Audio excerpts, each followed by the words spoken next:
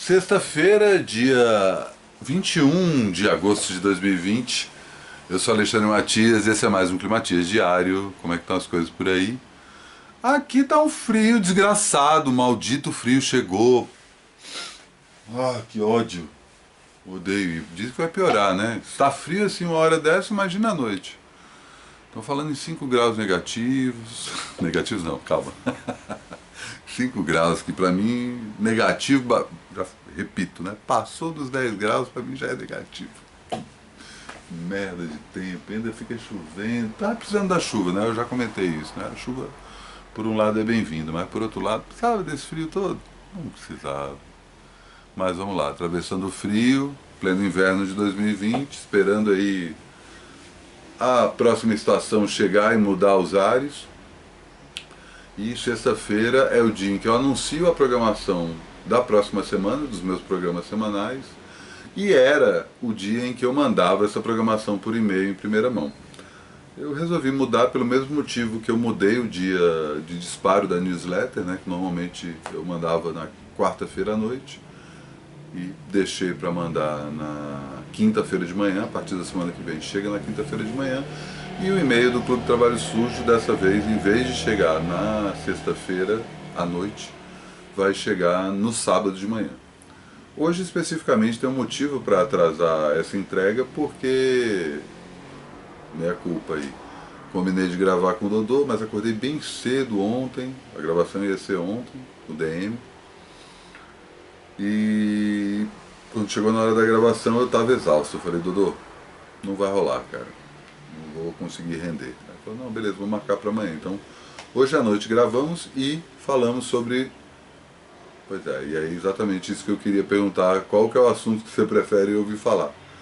Porque eu sei que o Dodô já está pirando no Lovecraft Country, que é o seriado novo que o J.J. Abrams e o Jordan Peele estrearam na sexta passada pela HBO. Você não viu? Vai atrás. Muito, muito foda. É baseado num livro de mesmo nome, que está sendo lançado no Brasil, inclusive. Eu não li esse livro, mas é uma releitura do universo do Lovecraft, um dos maiores nomes da literatura de horror do século passado, a partir da crítica que ele é um autor racista. Então os protagonistas da série e do livro são negros e eles começam a entender o que tem por trás da monstruosidade e do racismo na obra do Lovecraft e também, né, nos Estados Unidos. Então como, principalmente pelo fato de ter o Jordan Peele envolvido, é aquela coisa bem de pegar na ferida, mas ao mesmo tempo terror, né? Muito, muito bom, muito bom. Mesmo que você não conheça o Lovecraft, mesmo que você não conheça a história do racismo nos Estados Unidos, e aí haja easter egg, assim, logo na primeira cena tem o primeiro jogador de beisebol negro norte-americano destruindo um ícone do imaginário do Lovecraft. Logo assim, na primeira cena, você já abre assim e fala, o que é isso, pelo amor de Deus? E vai se espalhando aí por vários pontos desse primeiro episódio. Algumas coisas são bem didáticas, inclusive, e outras você precisa ter um certo estofo, uma certa referência, tanto em Lovecraft quanto na história dos Estados Unidos, para sacar ali, né, os famosos easter eggs que vão sendo plantados no episódio. Queria muito falar disso, mas o Dodô, no final do programa passado, ele comentou que a gente iria falar de Junta Tribo, festival em Campinas, que eu pude presenciar as duas edições, a primeira em 93, logo que eu tinha chegado na cidade, né, eu sou de Brasília, fui fazer Unicamp, e no ano que eu cheguei descobri que tinha um festival de banda independente acontecendo. No ano seguinte, esse festival repetiu a edição, também realizado na Unicamp, e eu já estava trabalhando em jornal e foi a primeira cobertura, que não só que eu fiz de um evento, mas que Adriana Vilar, a editora que me descobriu, o moleque olhou e falou assim, acho que dá para chamar esse moleque aqui para colaborar com a gente. Sempre agradeço aí, pô, demais, de saudades. Faz um tempão que eu não falo com ela, né? Aí fica essa coisa do contato via rede social, mas sabemos que não é a mesma coisa. Mas a Adri virou pra mim e falou assim, tá, Matias, me diz aí, se você fosse editar esse caderno aí de cobertura do Junta Tribo, como é que você faria? E foi a primeira vez que eu tive que pensar numa edição inteira, então tem um significado muito bom pra mim, além do próprio momento da história da música no Brasil, que o primeiro Junta Tribo tinha a ver com o fim de uma safra de bandas noise, guitarra e indie, cantavam em inglês, né? E aí foram todas as principais bandas da época, né? Pin-Ups, Killing Chainsaw, Mickey Junkies. E o começo de uma nova geração de bandas já cantando em português, já misturando elementos de música brasileira no rock, enfim. Começo dos anos 90 de fato, né? Teve show do Planet Hemp e dos Raimundos antes dos dois terem lançado nenhum disco. E eu tive lá cobrindo, foi bem legal, bem legal. Então fica aí a dúvida, do que falamos no DM de hoje? Lovecraft Country ou do Junta Tribo? Eu vou inquirir o Dodô no começo do programa e aí a partir disso a gente decide para que lado vai. Isso é o DM, né? Depois tem o Cine Ensaio, que é o meu programa com o André Graciotti. A gente pega inclusive o gancho do curso que está terminando agora. A gente já mandou aí para quem se inscreveu as 3 primeiras aulas do curso O Fim do Futuro, né, que fala sobre como desde os anos 80 a gente ficou obcecado com o fim do mundo e ao mesmo tempo como espectador de cinema, né? E ao mesmo tempo naturalizou a distopia que a gente vive hoje. Esse é o tema do curso, que a última aula é agora na segunda-feira ao vivo. Está sendo patrocinado pela Casa Guilherme de Almeida. O curso é gratuito, se você não se inscreveu, deu mole, porque já vinha falando aqui um tempão. E eu e o André vamos falar ao vivo sobre o Cine Ensaio, Cine Ensaio não, esse curso, numa videoconferência promovida pela Casa Guilherme de Almeida. E a gente pegou esse gancho, que era uma coisa que a gente estava discutindo o tempo todo quando a gente estava preparando no curso, né, que é essa obsessão com o fim do mundo, né, com essa sensação de distopia que parece ser predominante, principalmente na ficção científica, mas não só. Muita comédia sobre o fim do mundo, inclusive, se você for parar para pensar. E uma vez que a gente está vivendo uma distopia, principalmente não só pela ascensão da extrema-direita, e aí cabe um parêntese rápido, que eu esqueci de falar. Que bom que prenderam o Steve Bannon, né, cara? Que bom, esse cara tem que ser preso e enjaulado pro resto da vida. Nunca mais sair. Cela minúscula, desgraçado. Seja o primeiro, né? Que outros venham também. Fecha parênteses. Não só em relação à distopia da extrema-direita, que está tocando a música que o mundo está dançando hoje, como também, né, claro, a pandemia, a quarentena. E aí, a partir do momento que a gente está vivendo essa situação, a gente ainda vai querer ver filme sobre isso, saca? E aí o título como é que é? O Futuro do Fim do Mundo no Cinema. Esse é o título do Cine Ensaio.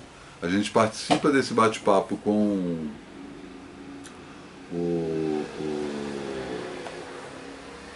público, né, que assistiu às 3 primeiras aulas, e logo em seguida isso vai estar sendo aberto para o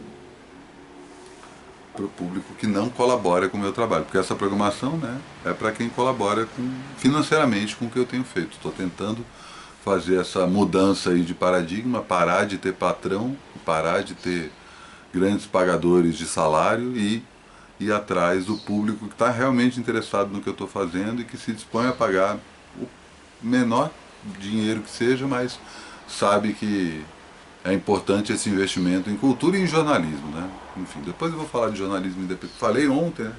Jornalismo independente, jornalismo de cultura, depois eu me aprofundo mais nisso. Mas se você colabora com o meu trabalho, você recebe essa lista com todos os links para assistir esses vídeos em primeira mão já no sábado de manhã. Além do Cine Ensaio, também tem o Polimatias, que está de volta essa semana, eu e a Poli comentando sobre... Voltamos de novo a trilhar a Alameda das Lembranças. E dessa vez voltamos para a infância, para aquele momento em que a infância deixa de ser infância a partir da arte.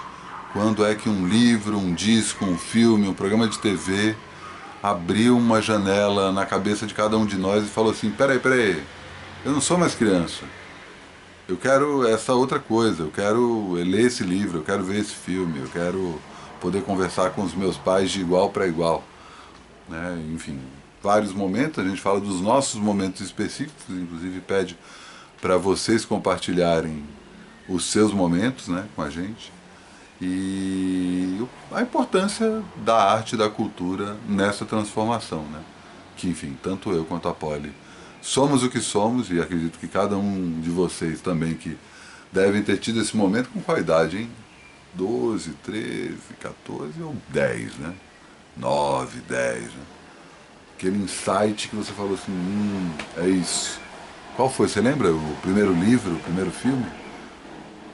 Esse é o tema do Polimatias, que não tivemos na semana passada, mas, desculpa, felizmente voltamos aí na próxima semana e encerramos a programação da semana que vem. Infelizmente não vamos ter mais uma reunião do Condomínio Esquema. Eu, Bruno Natal, Arnaldo Branco e Gustavo Bittencourt, mais uma vez nos atrapalhamos com agendas e compromissos individuais.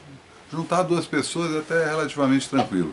Juntar quatro, né, mais punk. Mas vamos ver se semana que vem a gente consegue voltar à labuta e gravar essa nossa terceira reunião de condomínio. E, finalmente, o Bom Saber, meu programa semanal de entrevistas, que eu tenho o maior prazer de receber a querida Ana Frango Elétrico. Eu comecei o contato com ela em 2017 ou 2018, a partir do primeiro disco dela, O Mormaço Queima, e fui me aproximando, consegui fazer 2 shows, ou 3 shows com ela, 2 no Centro Cultural de São Paulo, 1 no Centro da Terra, e ao mesmo tempo acompanhando aí o amadurecimento e desabrochar dessa artista incrível, assim, que lançou o melhor disco brasileiro do ano passado, Little Electric Chicken Heart. Então a gente fala muito disso, sobre como ela foi evoluindo como artista, né, pegando as rédeas do próprio trabalho cada vez mais, falando do lado produção, né, que ela está cada vez mais obcecada pela produção musical, inclusive tá para lançar uma coisa que ela está assinando a produção sozinha pela primeira vez, mais detalhes na entrevista, e está para lançar também seu primeiro livro, que foi anunciado inclusive no dia seguinte que eu a entrevistei. Papo bem massa, Ana é demais. Se você colabora com o meu trabalho, amanhã cedo vai chegar o link ali no teu e-mail para você assistir cada uma dessas coisas que eu descrevi. Se não, vai ter que esperar o... Pô, rapaz, pra que essa garelha aí? No sábado, o DM é aberto para o público em geral. Na segunda, o Cine Ensaio. Na terça-feira, o Polimatias. Na quarta, o Bom Saber. E eu tô cogitando fechar conteúdo, hein? Tô cogitando deixar algumas coisas só para quem colaborar com o meu trabalho. Coisas novas, né? Inclusive, se você quiser colaborar de outra forma para cá, manda aí seu vídeo com dicas do que fazer nessa quarentena. Inclusive, sexta-feira é dia de quadrinho, né? Eu vou falar de quadrinho já já, um livro sobre quadrinho, mas também um livro de quadrinho. E vou chamar aqui meu convidado de hoje, o grande Thunderbird, para dar suas dicas de quarentena. Diga lá, Thunder. Olá, Matias, tudo bem? Estamos aí segurando a nossa onda pessoal e coletiva nessa quarentena. A gente tem que se distrair. E aí eu peguei uns destaques pra gente comentar. Eu vou começar pela televisão, porque eu adoro televisão, dá pra ver. E é o seguinte, eu vou recomendar pra vocês assistir I May Destroy You. Isso tá na HBO, mas eu acho que naqueles streamings, tá ligado? Ilegais. Acho que dá pra ver também. I May Destroy You é muito legal, é com a Micaela Coel, que é uma atriz fantástica, diretora, ela é foda. E essa série é muito interessante. Eu recomendo muito assistir. Também recomendo assistir semanalmente Last Week with John Oliver. Eu acho que é o melhor programa nesse formato que eu já vi até hoje. Eu sou fã do David Letterman, eu acho o David Letterman um monstro. Mas eu gostava daquele David Letterman, sabe? Com a plateia, com a banda e tal. Esse novo David Letterman é legal também porque é o David Letterman, então eu tenho ele como mentor, assim, sabe? Eu acho que o melhor talk show do mundo foi ele que fez.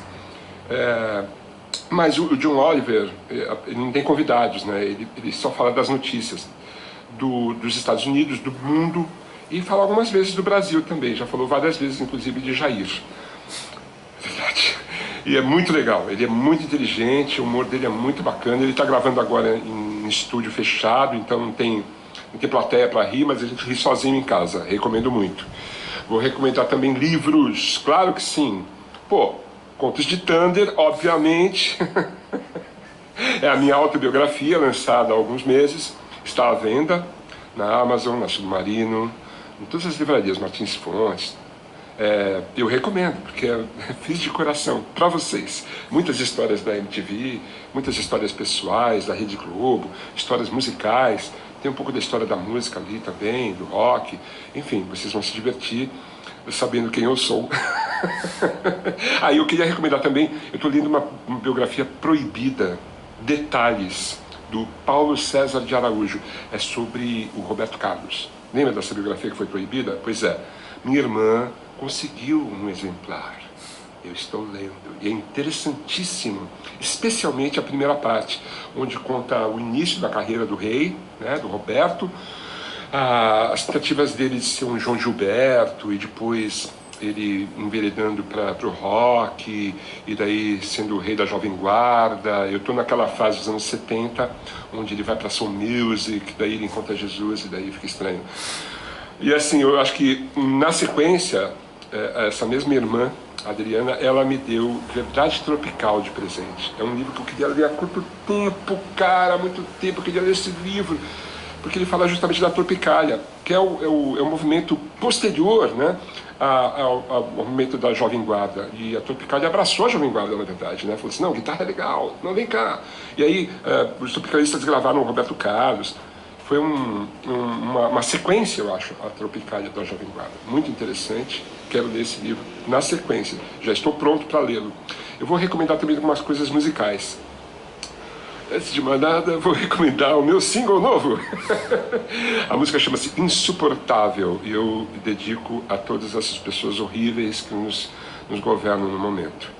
A letra é do Rodrigo Carneiro, você deve conhecer o Rodrigo, porque ele é da banda Mickey Junkies. Eu já tive uma banda com ele em 2005, gravamos um disco, a banda chamava Porca Light. Esse disco vai ser relançado com remixagens de Michel Quaker, você não perde por esperar. Mas por enquanto você assiste Insuportável, tanto no YouTube, porque eu dirigi esse clipe com o André Curti, e ficou bem legal, e você pode ouvir também no Spotify, no Deezer. A música, eu gravei todos os instrumentos, as vozes, mas a letra é do Rodrigo e é bem legal, eu recomendo. Também vou recomendar um outro som, que é o Papos Blues. Papos Blues volume 13 especificamente, porque é o disco que eu mais gosto desse projeto do Papo, né? É um guitarrista argentino fantástico, lá dos anos 70, lógico, ele invadiu os anos 80, então. Ele é da turma ali do Flaco, do Charly Garcia, aquele rock fantástico argentino. E eu recomendo especialmente que a gente procure por aí o filme O Anjo. Este filme, O Anjo, que é produzido pelo Pedro Almodóvar e dirigido pelo Luis Ortega, é um filme muito louco, muito legal, que tem uma trilha sonora espetacular, de rock, fantástico. E dentre essa trilha sonora existe essa música que chama Sucio e Desprolijo. Sucio e Desprolijo, é isso. Que é do disco Papos Blues, volume 3. Recomendo muitíssimo. No mais, ficar antenado, né? As outras coisas todas que estão acontecendo, porque muito artista está lançando trabalhos musicais, né? E isso é muito bacana. A gente está tentando fazer um trabalho enquanto a gente não consegue fazer show. A gente está fazendo lives, eu faço minhas lives toda terça-feira e domingos. Os domingos faço a live de domingo e eu fico tocando violão. Nunca toquei tanto violão na minha vida, Matias, e é uma delícia. Então, eu vou mandar um abraço para você, para os nossos ouvintes, e até a próxima. Obrigado, meu velho. Tchau! Valeu, Thunder. Então ele só esqueceu de comentar que o Verdade Tropical é escrito pelo Caetano Veloso. É o livro do Caetano. Livraço, recomendo também. Bem como detalhes que ele comentou. Que se você não tem uma irmã que faça esse contrabando, acho que dá para encontrar como PDF online, né? E ele comentou sobre os torrents ilegais. Depois eu vou falar sobre isso, né? Porque é isso. Tipo, por exemplo, sei lá, mesmo essas coisas estão aí, cara. A gente precisa ter acesso, saca? Eu entendo que custa dinheiro e que precisa ser pago, mas enfim, eu vou comentar isso outro dia a partir de um. De repente eu até falo amanhã, né? Amanhã não tem convidado e tem também. É o dia que eu falo mais sobre um determinado assunto, eu posso falar sobre essa questão de direito autoral. Uma frase do Neil Gaiman que eu sempre penso isso, que tipo, normalmente o seu autor favorito, seja de que área, você não conheceu comprando-o. Você conheceu a partir de alguém que te emprestou um livro, emprestou um disco, falou para você. Enfim, e aí a partir disso você começa a querer comprar, né? Querer ajudar com o trabalho do cara. É meio que eu estou fazendo aqui, né? Dando de graça e esperando que você entenda que isso é um trabalho e que eu mereço ser reconhecido por isso. Estou resolvendo como automatizar essas contribuições. Enfim, acredito aí que a virada para a primavera, muita coisa vai mudar. Sim, né? Eu ia pular a dica de hoje, falar do tal do quadrinho. Humor paulistano, que pode parecer uma contradição em termos, a experiência da Circo Editorial 1984-1995, organizado pelo saudoso Toninho Mendes. A Circo Editorial, para quem não sabe, foi a editora que o Toninho Mendes lançou no meio dos anos 80, que começou a publicar de forma independente uma série de nomes que hoje são os grandes nomes do quadrinho brasileiro, né? Lançou primeiro a Chiclete com Banana, a revista do Angeli, que foi meio que o ponto de partida da história toda, pegando o universo do Angeli, mas ao mesmo tempo já abrindo para outras colaborações. Depois o saudoso Glauco com a ótima Geraldão e o Laerte, ainda homem, né? Não tinha mudado de gênero, fazendo Piratas do Tietê. Tiveram outras revistas, a própria Circo, que era uma espécie de uma coletânea de vários autores, incluindo desses três. Enfim, o livro é sobre isso, né? E é um livraço, quase 500 páginas, feito pelo SESI, pela editora do SESI daqui de São Paulo, e organizado pelo próprio Toninho Mendes, que fez esse movimento, né, de publicação independente, que foi um puta sucesso. Uma coisa assim que vendeu muito, tipo, fugiu completamente da expectativa dos caras e meio que doutrinou uma geração inteira, sabe? Tipo, a minha geração, ela entendeu o conceito de palavrão com o Chiclete com Banana, né? Mais do que com Bichos Escrotos dos Titãs. Lembrando aí que é justamente um dos papos que a gente falou, eu e o Dodô, na época, no programa DM mais recente, a gente estava falando justamente sobre a questão da ditadura que proibia palavrão. E o grande barato, deixa eu fazer como eu faço normalmente quando tem quadrinho, que eu gosto de mostrar mais de perto. Aqui a cara do bicho. Então, tem a primeira parte do livro, que é a parte histórica, né? Contando aí de onde vieram, né? As referências, as páginas inteiras. Né? Tá.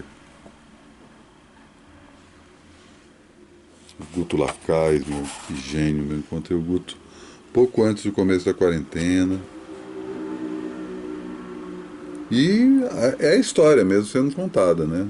Exatamente como começou, as ideias por trás das sessões, enfim, tudo muito mastigadinho, decupado aí para todo mundo, mas o grande barato é justamente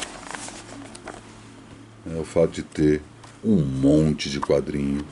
E hoje você não acha, eu adoro essa aqui pra mim, cara, isso é Abri sem querer.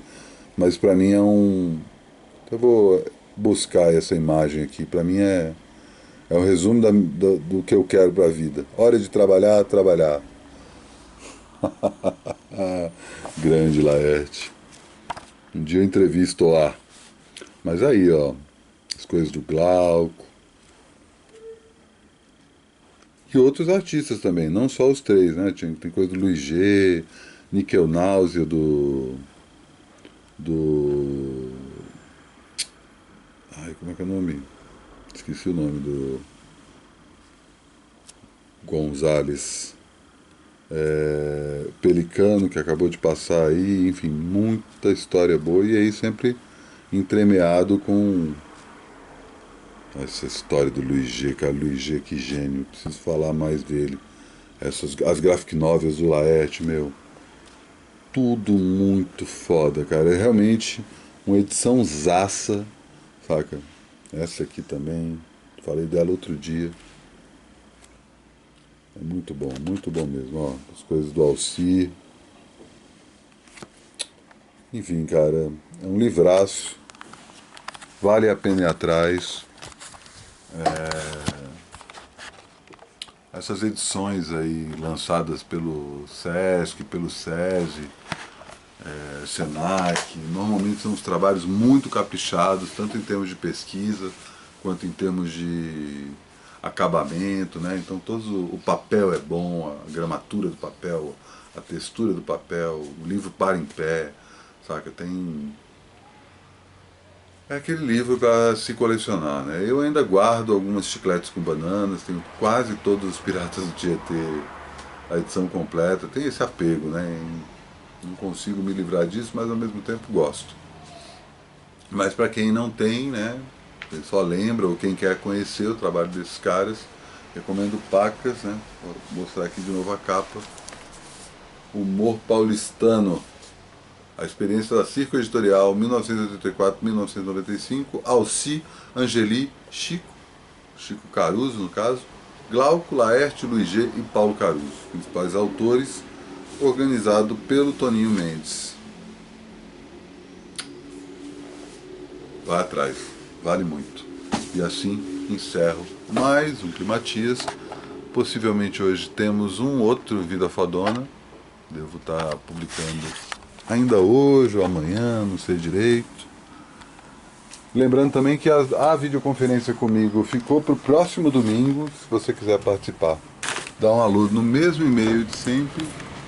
Esse frio tá bravo, bicho, não dá, cara, pelo amor de Deus, quem não gosta disso? Essa chuva, puta merda, mas sabe como é, né? Amanhã, tudo de novo.